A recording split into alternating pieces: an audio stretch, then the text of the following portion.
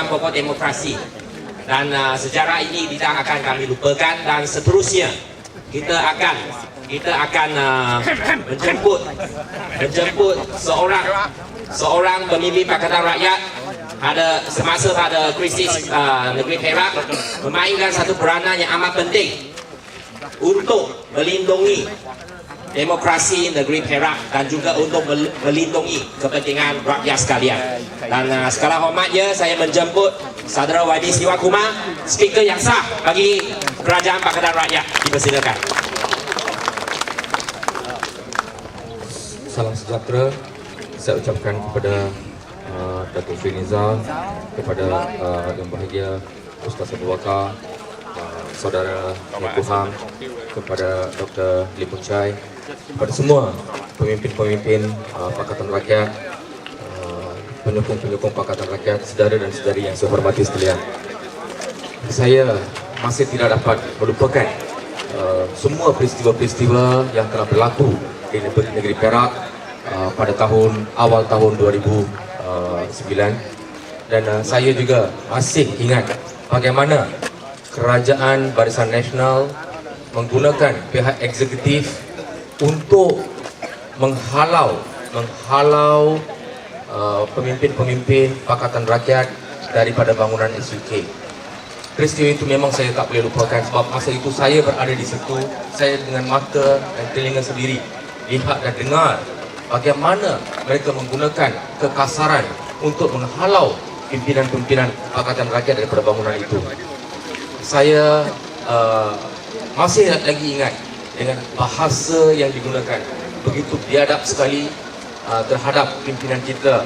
Ya, mereka tidak menggunakan bahasa yang baik untuk memberitahu dengan baik kepada kita. Tidak, mereka menggunakan kebiadaban mereka untuk menghalau kita daripada bangunan itu, walau belum ada apa-apa keputusan yang telah dibuat oleh mahkamah ataupun oleh mana-mana pihak. Saudara dan saudari yang saya hormati sekalian, saya juga ingat bagaimana setiausaha kerajaan negeri masuk ke pejabat Menteri Besar pada masa itu. Datuk Seri Nizar bersama-sama dengan kami semua berada di pejabat Menteri Besar pada pagi itu. Bagaimana mereka menggunakan polis dan menggunakan bahasa yang begitu kasar sekali untuk menghalau kami daripada pejabat tersebut.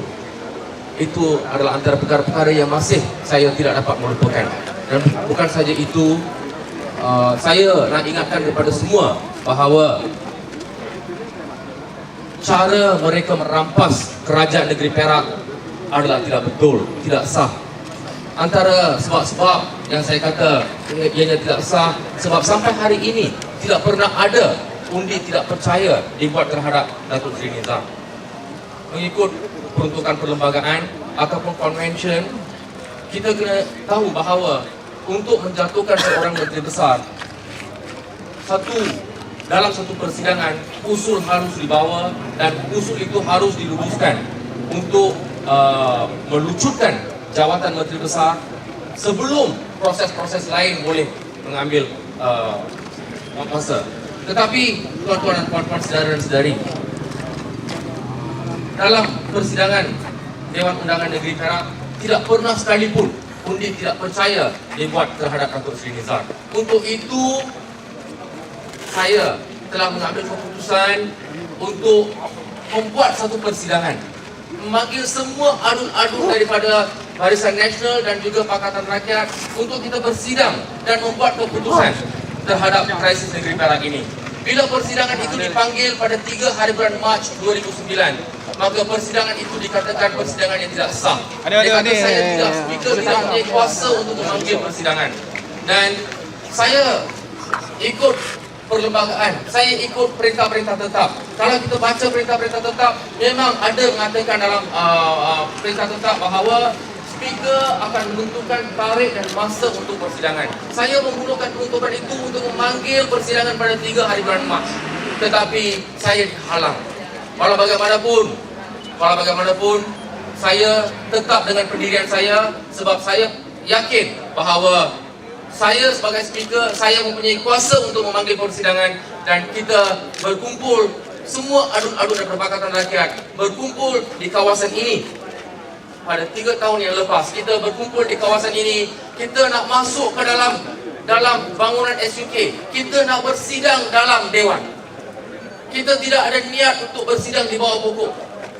Semua kami datang ke sini. Saya dengan pakaian jubah dan songkok, official uniform speaker. Saya datang ke sini membawa semua orang masuk nak bersidang dalam dewan. Tetapi kita masih ingat bagaimana Barisan Nasional menggunakan polis, FRU, something untuk berada di kawasan ini. Begitu ramai menghalang kita daripada masuk ke kawasan SUK. Pagar SUK telah dikunci. Polis telah menghalang kita daripada masuk untuk bersidang. Saya tidak tahu demokrasi apa ini.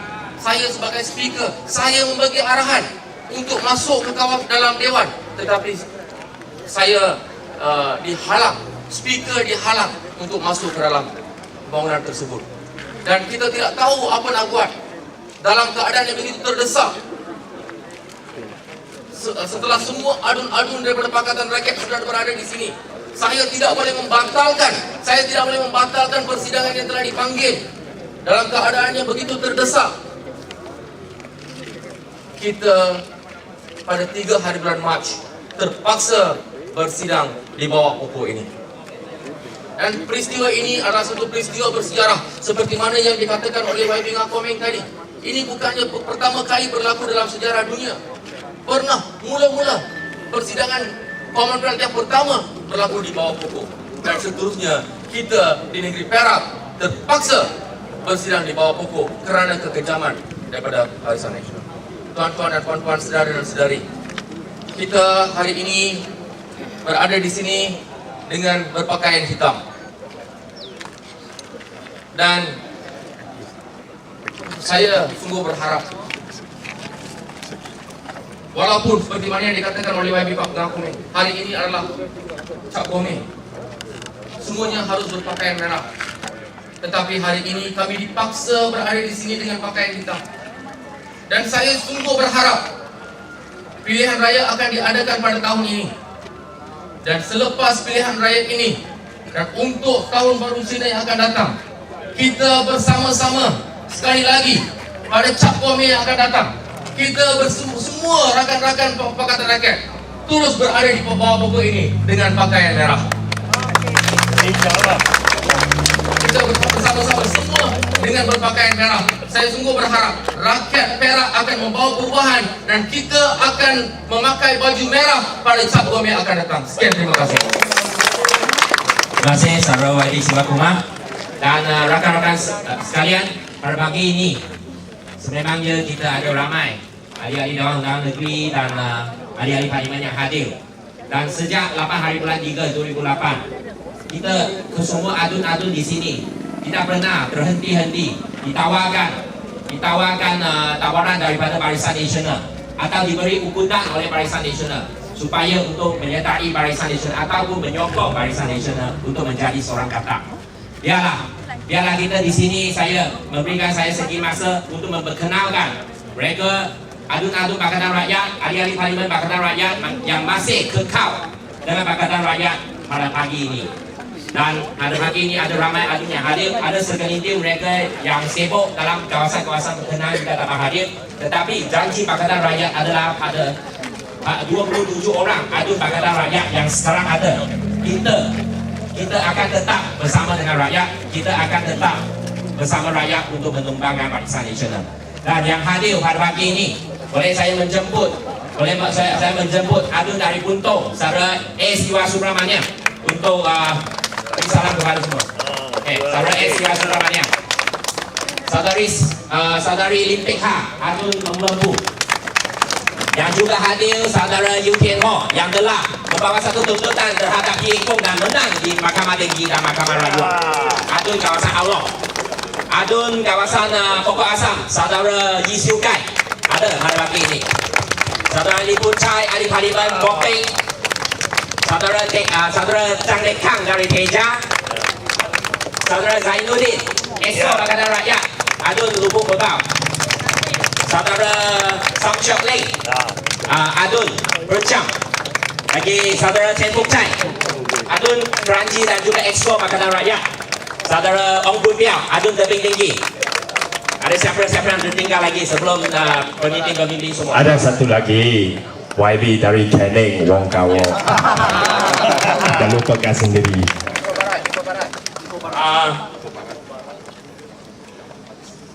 YB, Siva Kumar, speaker yang sah. Okay.